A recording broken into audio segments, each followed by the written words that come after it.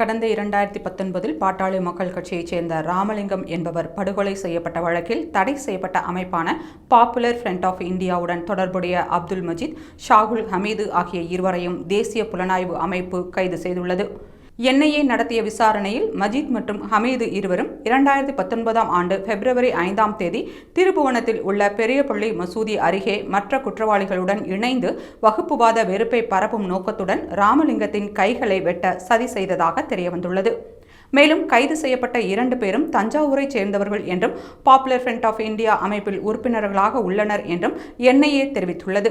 இந்த வழக்கின் விசாரணையை 2019 மார்ச்சில் தமிழக போலீசாரிடமிருந்து தேசிய புலனாய்வு அமைப்பு ஏற்றுக்கொண்டதை அடுத்து 2019 ஆகஸ்டில் பதிவு செய்யப்பட்ட வழக்கில் சென்னையில் உள்ள NIA சிறப்பு நீதிமன்றத்தில் 18 குற்றவாளிகள் மீது குற்றப்பத்திரிகை தாக்கல் செய்யப்பட்டிருந்த நிலையில் 18 பேரில் 6 பேர் தலைமறைவாகியிருந்தனர்.